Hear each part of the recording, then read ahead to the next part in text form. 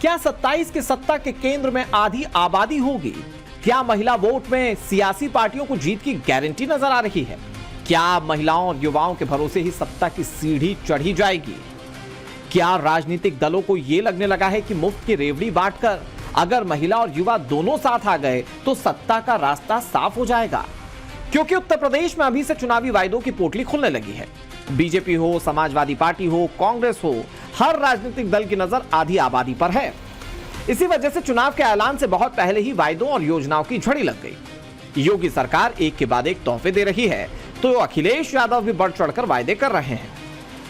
योगी सरकार ने लोकमाता अहिल्याबाई मातृशक्ति यात्रा योजना शुरू की। इसके तहत 60 साल या उससे ज्यादा उम्र की महिलाओं को सरकारी बसों में हमेशा के लिए मुफ्त यात्रा की सुविधा देने का ऐलान किया गया। रक्षाबंधन पर सभी महिलाओं के लिए 27 अगस्त से 29 अगस्त तक सरकारी बसों में मुफ्त यात्रा की सुविधा दी गई है। लेकिन जैसे ही योगी आदित्यनाथ ने इस योजना को लागू किया, अखिलेश यादव ने योजना चोरी के आरोप लगा दिए। 60 साल से ऊपर की माताओं के लिए बस यात्रा आईडी कार्ड उनका प्राप्त होने पर, वोटर आईडी कार्ड हो या आधार कार्ड हो, उस आधार पर फ्री में वो यात्रा रहेगी। वे कहीं भी उत्तर प्रदेश के अंदर जा सकती हैं, कहीं कोई दिक्कत नहीं होगी, कोई किराया उनका नहीं लगेगा। असल में हमारी ऑफिस को भी फुल शील्ड रखना पड़ेगा।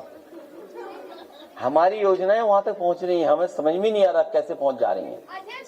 आज जब हमें तय करना था 2 हफ्ते पहले कि आने वाले समय में मैनिफेस्टो में हम लोग ये तय करेंगे, तो हमारी ऑफिस से ही सूचना वहां पहुंच गई लगता है, और उसी का परिणाम है कि बस फ्री हो गई। सोचिए आप। योगी सरकार का फोकस युवाओं और महिला वोट बैंक दोनों पर है। योगी सरकार ने 25 लाख टैबलेट मुफ्त बांटने का वायदा किया है।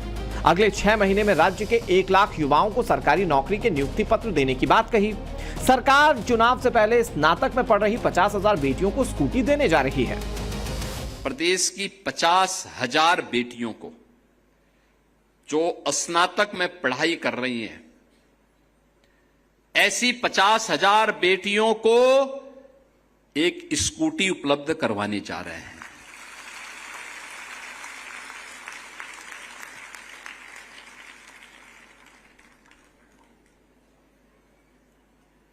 हमने प्रदेश में 1 करोड़ से अधिक महिलाओं को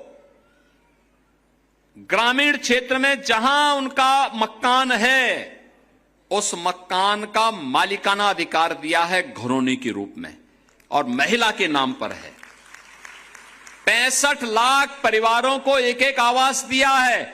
आवास की मालकिन वहां पर महिला है।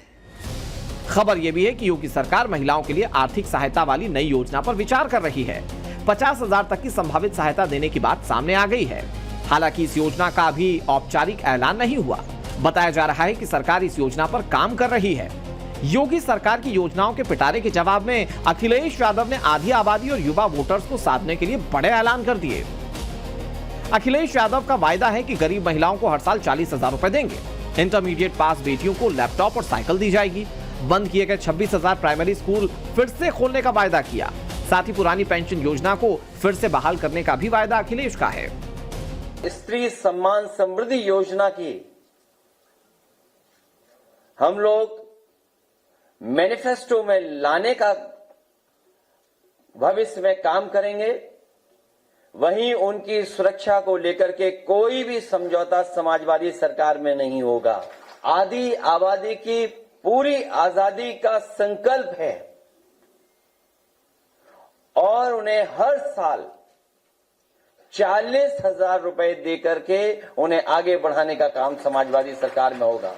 भविष्य में इंटरमीडिएट पास करने वाली बेटी को लैपटॉप देकर के उसको आगे बढ़ने का मौका समाजवादी सरकार में दिया जाएगा।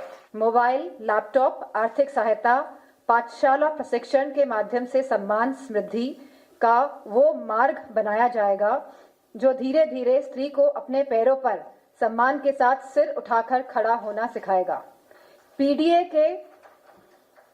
के ए में शामिल आधी आबादी के प्रति ये योजना हमारी सकारात्मक सोच का परिणाम है।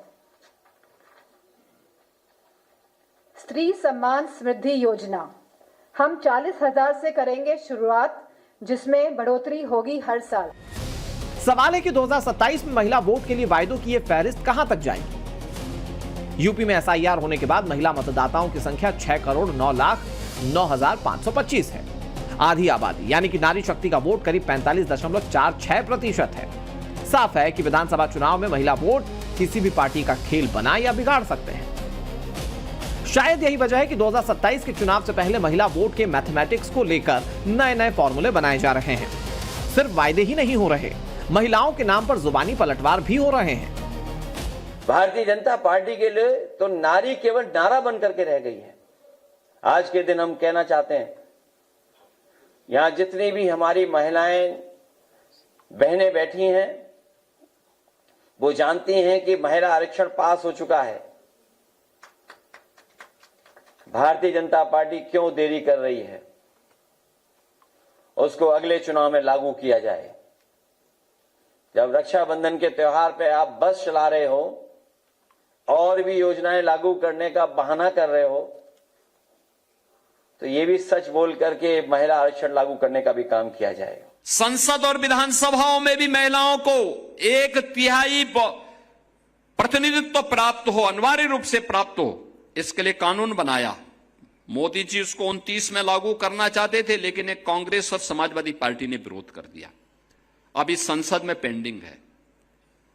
अवसर मिलने पर उसे पारित करने की दिशा में कार्य किया जा रहा है। और ये महिलाओं को प्रतिनिधित्व मिलना चाहिए। ये एक चैरिटी नहीं, या एक इकोनॉमिक इंटीग्रेशन है।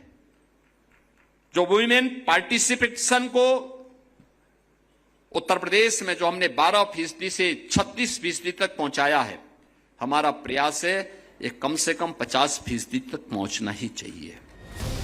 सियासत के इस वेलफेयर वॉर में कांग्रेस भी कूद पड़ी। महिला सम्मान और महिला हित की बात करने वाले राहुल गांधी की पार्टी कांग्रेस योगी सरकार की योजनाओं को चुनावी रेवड़ियां बताकर सवाल उठा रही है। कांग्रेस योगी सरकार की योजनाओं पर तंज कस रही है, सवाल उठा रही है, लेकिन इन योजनाओं को लेकर यूपी की महिलाओं का क्या कहना है, जरा वो भी सुन लीजिए।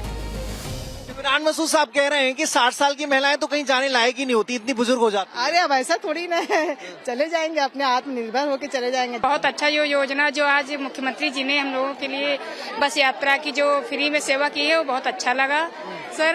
सब महिलाएं बहुत सही या सोच रहे हैं, ये तो काम तो बड़ी है कि ही नहीं है। मोदी जी सर बहुत काम किए हैं। अच्छा। और क्या सर, बहुत जो भी हम लोगों ने पहले समूह से जुड़कर बहुत आगे बढ़ गए हैं। अब दो साड़ी मिली है, अच्छा, मिठाई डब्बा मिला है, अब फिर यात्रा करब। इतना ही नहीं, कांग्रेस के सवालों का जवाब दिल्ली में भी मिला, जहां बीजेपी का चुनावी वायदा दिल्ली लक्ष्मी योजना साकार हुआ। पात्र महिलाओं को 1 सितंबर से हर महीने 2500 रुपए की आर्थिक सहायता मिलेगी। इस योजना के तहत 9 लाख से ज्यादा लाभार्थियों का रजिस्ट्रेशन हुआ। आज करीब 2500 लाभार्थी महिलाओं को लाभार्थी पत्र सौंपे गए। ऐसा भी नहीं है कि उत्तर प्रदेश में योगी सरकार चुनाव देखकर ही योजनाओं पर फोकस कर रही है। फैक्ट यह है कि योगी सरकार ने 2026-27 के बजट में महिला एवं बाल विकास योजनाओं के लिए 18,620 करोड़ रुपए का प्रावधान किया है। निराश्रित महिला पेंशन के लिए 3,500 करोड़ रुपए, कन्या सुमंगला योजना के लिए 400 करोड़ रुपए का प्रावधान रखा।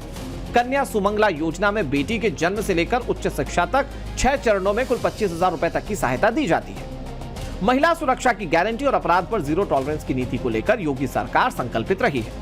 आंकड़ों को देखें तो 2022 यूपी विधानसभा चुनाव में 48% महिलाओं ने योगी सरकार को वोट दिया था, जबकि अखिलेश यादव की पार्टी को 32% और मायावती की पार्टी बीएसपी को 14% महिलाओं ने वोट किया। बहरहाल चुनाव से पहले सत्ता पक्ष और विपक्ष दोनों तरफ से वायदों का पिटारा खुला हुआ है। फ्री रेवड़ी रेस शुरू हो चुकी है। देखना यह है कि आधी आबादी किसकी झोली भरती है। Bureau report, times now Navbharat.